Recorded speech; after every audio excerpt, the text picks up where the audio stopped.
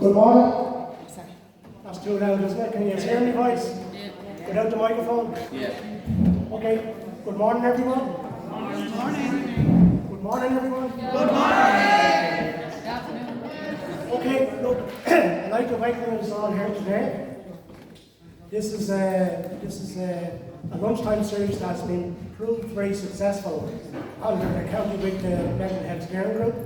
This is the first one of the year. We usually have two. We had two back in 2022 that proved very successful. The first one that some of you might remember was on the 10th of June, and our second one was just there at the tail end of 2022, which was, remind me, Dual diagnosis. This one today is on racism and discrimination. We have a presentation that's going to be run down in a few minutes. But I just like to give you a little background on how this has come about, and just give you a little history of the County Wicklow Mental Health Steering Group. It's made up of key people. Obviously, you have representatives from Bray Travers Community Development Group. We have some from the DESH program within Bray Travers Community Development Group. The DESH program is a specific addiction service and alcohol service for travellers in the travel community. We also have County Wicklow Wicklow Travers Group, CART, and we also have the primary healthcare workers that are here today, and all of us will play key parts. We also have a HSE representative, which is BIP, and we also have MAVE, which represents Healthy Ireland. I have these names and titles right, I hope I check them. So these are all a wealth of experience, all for the impacts on the travelling community. So without going further, because sometimes when I talk, someone has to remind me to stop. So I am going to stop now because I'm looking at the time, and I'm going to introduce Pa Riley, and Pa is the National Mental Health Coordinator. Yeah. Thanks, Jim. Okay. Thanks very much. You have the floor. Thank you. I'll work from here. Just want to make sure everyone can see the screen. I'd like to say thanks first of all to Jim for inviting me down, and the education lady for technical support. We were freaking out there just about 20 minutes ago, but it was all positive stress. What the hell are you talking about positive stress? There is positive stress. Pa Riley is my name. I coordinate the mental health program in part of my travel roam sector. I'm a travelling man. After 14 years of marriage, I'm now a father. A little girl appeared 7 months ago. When I had curls, she wouldn't appear as good. But anyway, all positive stress. I'm also a student in Maynooth doing the community and youth degree. Very busy. And just to give us a background to who are Harvey Point, it started in 1985. It's underpinned by community development principles and values. And I'll speak to that because that informs our work. It's very much the community development approach. The community informs us of the issues, the needs, the wants, and we kind of react to that. And all this other stuff here I leave. The programs that we have is men's health, for example. One of the biggest is the primary healthcare travel project. Some people would be aware of that. We have a violence against women project, mental health, a Roma project, drugs and alcohol project, and an education program. Just to say that these programs, for example, they didn't just appear, they didn't just Harvard thought we needed a program for this. These programs are there because the community identified that there was a need for programs to address this kind of work. So moving on slowly, I just wanted to, not to bombard you, but I just think it's very important to give the context of where we are, where we've been and where we are. In 1963 there was a report of commissioning by the report on the Commission of Itinerancy, Simulation. As the years went on, we come up along to 2017-2021, which is the National Travel Roma Inclusion Strategy. So that's the context over the years where we've come from. These are the policies that was developed by the state. Now, what's interesting is, from 1963 is, in this report, it specifically says that there can be no final solution of the problems created by the itinerants until they're absorbed into the general community. So if you look at the policy that was developed and the language that was used, the theme that was set from the start is there can be no final solution of the problems. We as the travellers are the problems. Someone out there decided they're the problems, okay? By itinerants. Now, if you read this report, it actually says in the report Itinerance is a negative, derogatory word used for travellers, and it's used in the report. And you put me into a house, there'll be no more travellers, and that's the final solution. So that kind of set the tone to the policies that were developed by the state. Again, depending on where you get your stats and figures, the All Ireland Travel Health Study showed an estimated, back in 2010, 40,000 travellers in Ireland. Now you have the census and you have local authority figures. We're in around about 50,000 travellers as of now in Ireland. Now Crow Park is not far from where I work, and it has a capacity of 80,000 it holds. So if you put all the travellers in Ireland into Crow Park, with half in the stadium. We're a very small community when you look at that. It's going back to what it says about the historical race and discrimination. It's very important that when we talk about race and discrimination, like, the link does be missed most of the times that racism happens to white on colour. Sometimes the link that travellers experience racism is not made. And travellers do experience racism because of their ethnicity.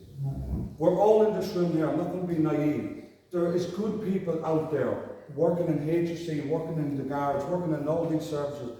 They're not setting out to discriminate against travellers.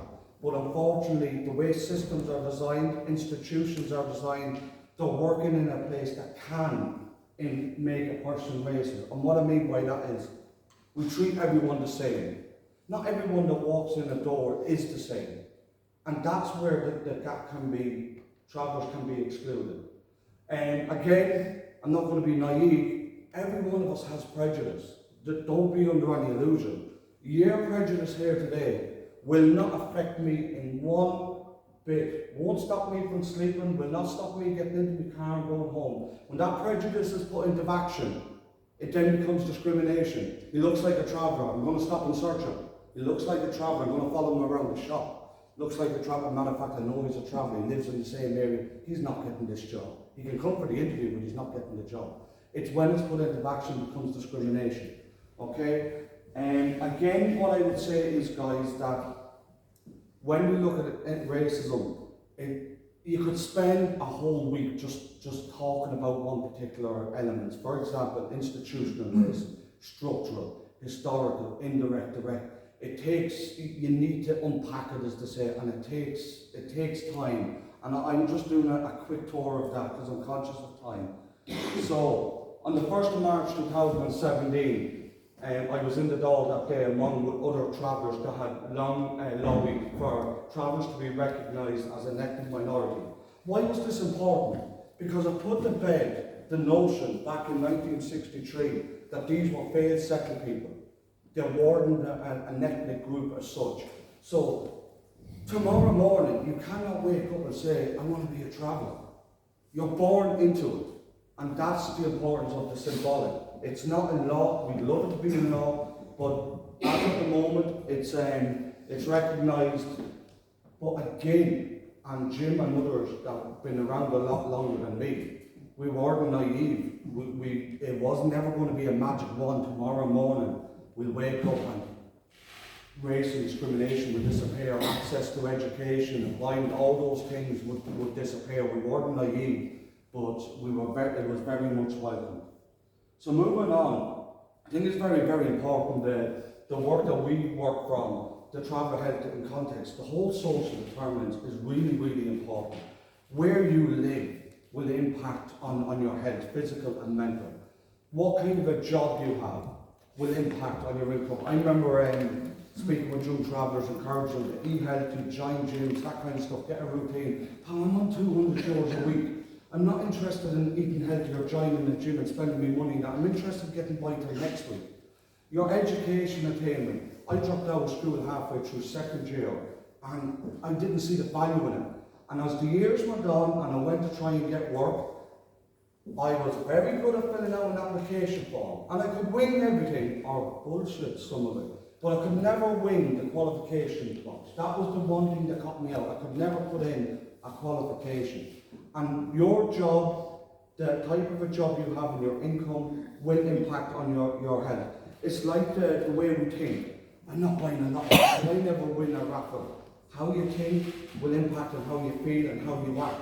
And if you're living in an environment, and what I'm talking about there, and sprinkle in race and discrimination, what can go wrong will go wrong, and that's the oppression that travellers are living in. Very much that impacts on your mental health.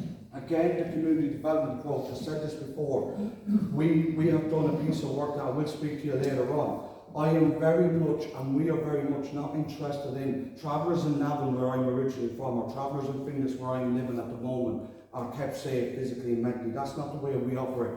We operate collective, that travellers collectively have access to all those things we talked about, and that is the whole approach. The empowerment. Who knows travellers better than travellers themselves? When Jim was introducing there, I was listening to the variety of groups that he was talking about is on the Wicklow Mental Health Steering Group. And that is very, very important. I can stand here today and I can advocate for travellers, but I'm not a traveller woman.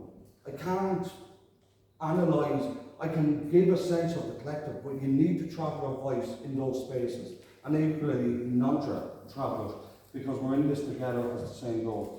What does the work look like? What we tend to do is, and we've seen it over the years, segregated services. That's not what we want, because that will do no one any good. Remember the election candidate, the presidential election, 2018, Peter Casey. We'll get all the travellers, what an idea. We'll put them into the Phoenix Park. Who never thought of that? For how many years? 5, and what we will do, we'll educate them.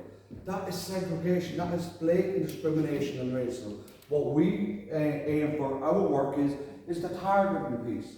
And some of our work is here is targeting to inform the mainstream. So this is some of our work. We've worked with the Irish Heart Foundation, we've worked with the Rotunda, we've worked with asthma, we've worked with the cancer awareness. So there's nothing on our targeted resources that's exotic or blow you out of the water. What's there in the mainstream, only it's accessible to travellers, developed by travellers.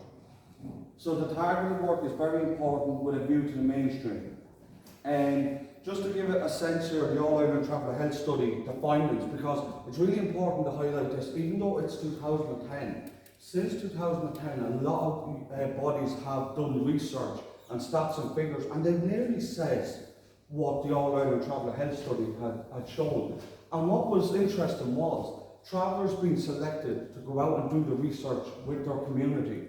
You can have the best degrees in the world, and you can be the best researcher.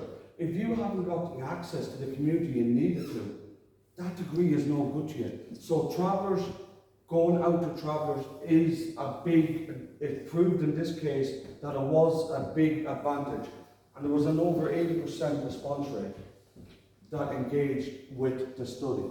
So I'm moving along just to give the stats that give you a look. Unfortunately, traveller health is not a pretty picture.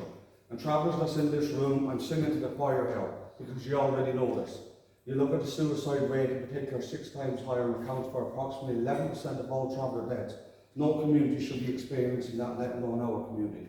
But what I want to really highlight here, and it's for another day, without the data being collected, the ethnic identifier in the mainstream health services, we know that stat is a lot higher than what it is there.